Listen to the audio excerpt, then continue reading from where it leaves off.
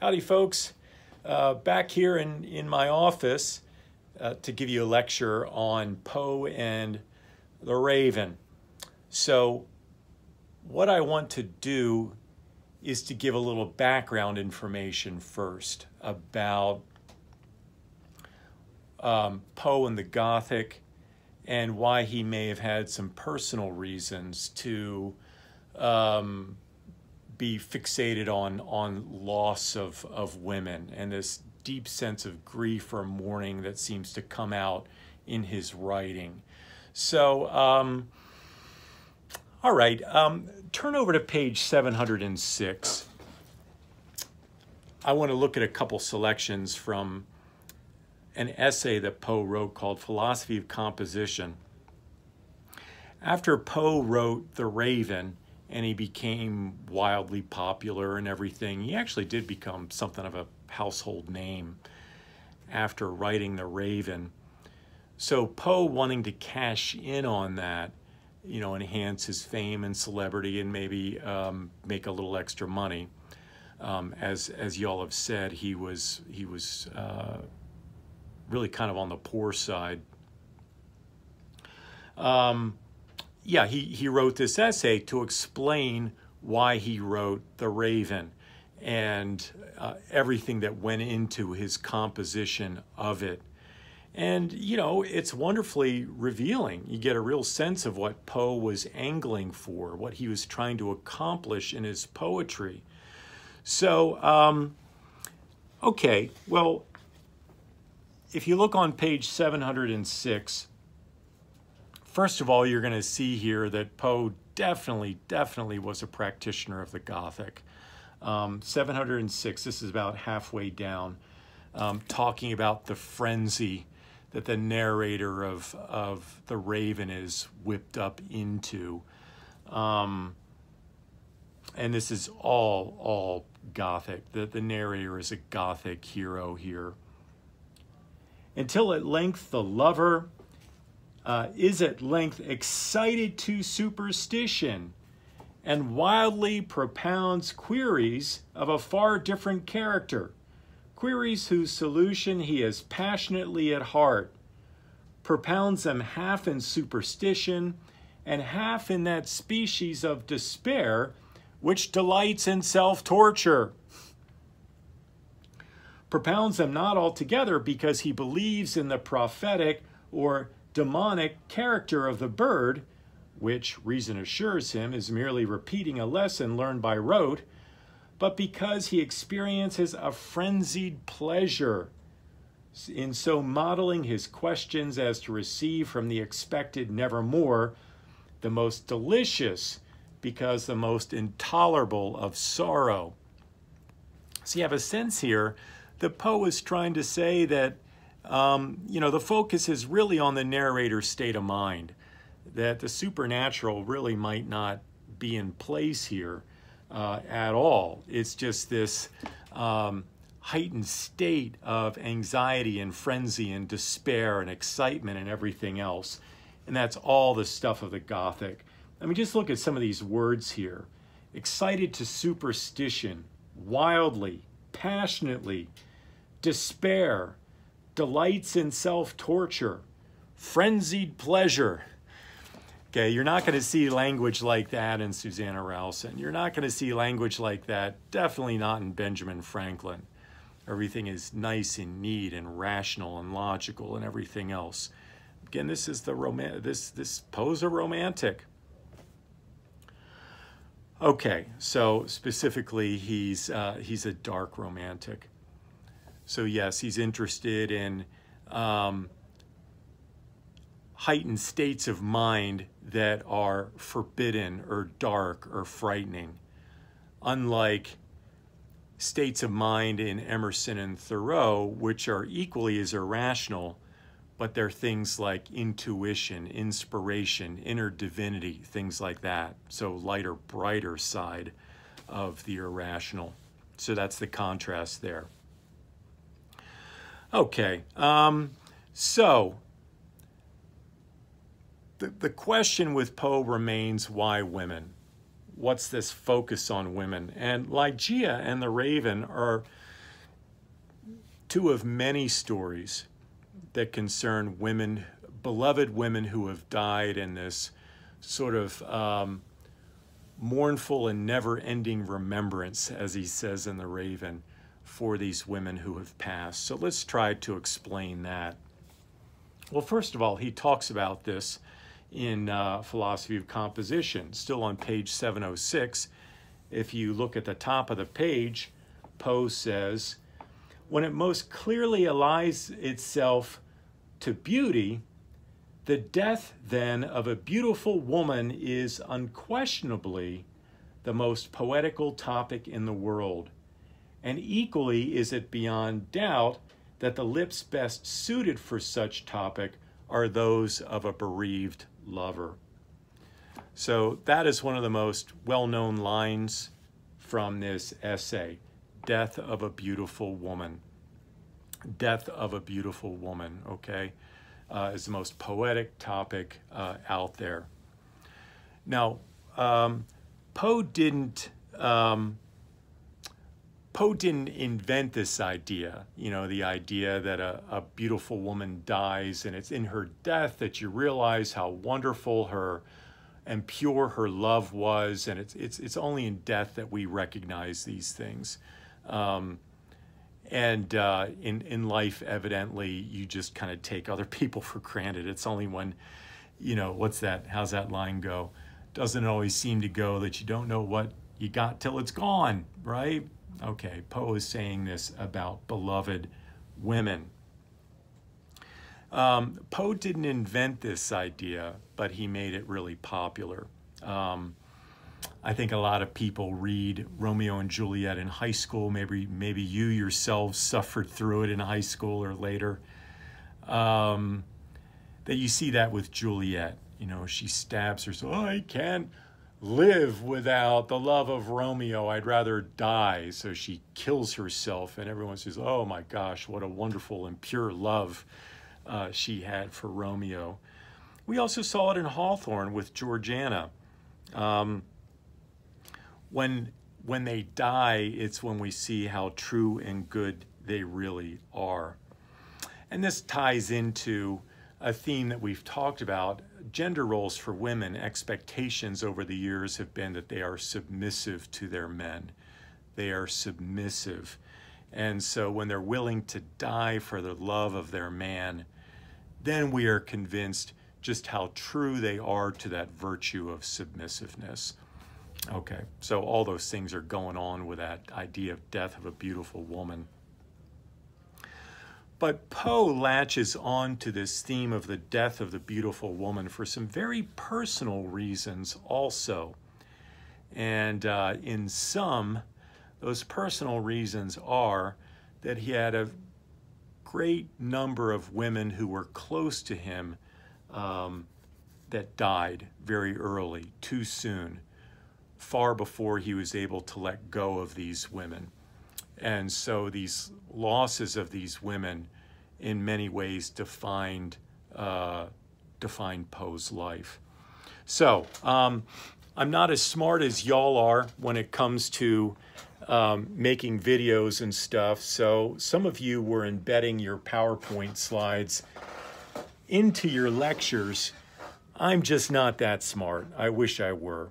But anyway, so what I'll do is I'm going to hold my camera up here to my computer so you can see some of these slides. So Poe and dead people, right?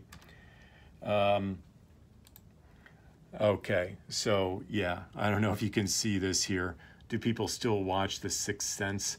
Yeah, I see dead people. Okay, well that's Poe. Okay. All right, so this is Elizabeth Poe. Elizabeth Poe was Poe's mother. And a little bit about her. She was an actor and, you know, a fairly decent one from what we know. She went around and performed, of all things, Juliet in Romeo and Juliet. So, and she died when Poe was only 2 years old, as we saw in the lecture, the presentation from our pair, a little earlier, that, man, I lost my train of thought. What did we see in that? Yeah, okay, I don't remember what I was going to say. I apologize. Anyway, but she died when Poe was only 2, and then his father, he abandoned the family at that time, and then he was adopted. Okay, yeah, that's what you all said in the presentation. Took me a second to get my brain back in gear here. And so Poe was adopted at a very young age by the Allens, and that's how Poe got the middle name Allen, because of the family that took him in, Francis and John Allen. Before he was adopted, this was his mother, Elizabeth, and he carried this picture of her throughout his entire life. You imagine as a 2-year-old little boy just beginning to know his mother, and she dies. Poe would be backstage when his mother would play Juliet. And then we know the end of Romeo and Juliet. Juliet kills herself and falls on the stage floor, and that's that. And then the curtain drops, and then guess what happens? Mom gets up and comes over and gives little Eddie a nice hug. That's what they called him, Eddie. Gives him a nice hug, and the next day goes and does it all over again. So doesn't that sound a little bit like Ligeia? A woman sort of dying and coming back to life, dying, coming back to life, right? Okay, so you could see how maybe that would work its way into his unconscious mind. Okay, and then so how did she die? Well, she died of a terrible disease called tuberculosis. And this was a horrible, ravaging disease. Many people that we're looking at this semester suffered from it. Thoreau died of tuberculosis. Poe's mother died of tuberculosis. Emerson's first wife, died of tuberculosis. On and on. There was no cure for it. And so, the way the disease works, it attacks your lungs. And then you go through these terrible spells where, forgive me, this is a little graphic, but you start to cough up blood, and the person looks like they're going to be an absolute goner, but then they rally and then they come back and they seem fine for a while, and then a repeat of that horrible cycle. So this is what happened to Poe's mother when Poe was a very, very young boy. And then so she slowly wasted away and died. Now, okay, so then that brings us to, Shakespeare's Juliet. This would have been his mother playing this role here. Okay, and then so Poe was adopted by Frances Allen. This is his stepmother. And she was very kind and loving by all accounts. And John Allen, as the group was talking about, he was kind of a severe stepfather figure. Poe suffered terribly and didn't, had accumulated a lot of debts and everything. And his stepfather, John, didn't help him and cut him out of the will and all these other kinds of terrible things. But Frances would try to intervene for him over and over and just say, oh, come on, John.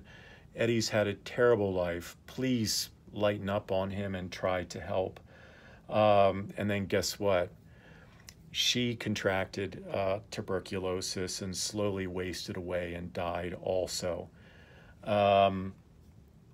Okay, so move to the next incredibly important woman in Poe's life, and that is going to be Virginia Clemm. Now, Virginia, as it says here, was Poe's cousin, 13-year-old cousin, when they became married. So another very, very close woman in Poe's life. They had a very difficult life. As the group was talking, about. They were very poor, and even though Poe was doing a good job as a magazine editor and a writer, he was drunk all the time and wasn't very good with money. And plus, let's just face it, to try to make a career out of writing in these years, forget it. There wasn't good support for writers in early America. And by all accounts, they had a happy marriage. Well, guess what happened? Virginia also, after a certain number of years, became sick and died of, you guessed it, tuberculosis. So the third most important woman in his life slowly wasting away from tuberculosis. And just as a side note here, is just like, gee, how can you marry your cousin? Well, believe it or not, it's still legal in many states. I kind of geeked out on this. The states in green are all states where it's legal to marry your first cousin. Okay, yellow, you're not allowed to. Okay, just so you know. Okay. So yeah, in Virginia, New York, right, Maryland, where Poe was living, it's legal to marry your cousin. And it was legal to marry your cousin when she's 13 in those years. So there you go. Okay, so, all right, let's get to the next slide here. Okay, well, let's hold off on that just for a second. Yeah, so there we have it then. Three of the most important women in Poe's life died slowly and painfully from tuberculosis. And, the idea of infectious diseases and those being an ongoing thing, a scourge, something that you just had to deal with and come to terms with, that's been in human history for millennia. They were definitely with us in the 19th century. They're just a reality of life. Medical science has advanced to a degree, so we haven't had to deal with this kind of thing the way we used to have to. We do have the science and technology now to know how to manage epidemics. However, in this case, what's going on with the coronavirus, we were really caught flat-footed and underprepared, and this is why it's really ravaging the country right now. But anyway, infectious diseases have been a fact of life in human history for millennia. Okay, so what this then has done, because Poe lost these three women very prematurely, this is the effect that having this kind of trauma in his life, this is the effect that it has had on him. So I just want you to really take this in because I think this is very important. Beauty, death, love, and youth are inextricably intertwined for Poe, as is the hope for women's immortality. These young, beautiful, loving women dying prematurely had a tremendous impact on Poe as a writer and as a young man. And you see this preoccupation in both The Raven and in Ligeia. Both texts are about the power of art and fantasy. Through art, Poe has the power to control life and memory of his beloved women in a way he didn't in life. Okay? Both are about the power of art and fantasy. Okay? I need you all to know this. This is very, very important. Art for Poe was kind of a virtual reality he could step into and indulge his fantasy life, where he imagines that Ligeia just had this incredible power to break through the chains of death and break out of the chains of death and return to him as an incredibly sexy and highly erotic corpse, as we were talking about in the last lecture. So because of Poe's background, you can see why there would be this kind of preoccupation. Okay, well, let me pause here on that point, and the next video will be part 2. Okay.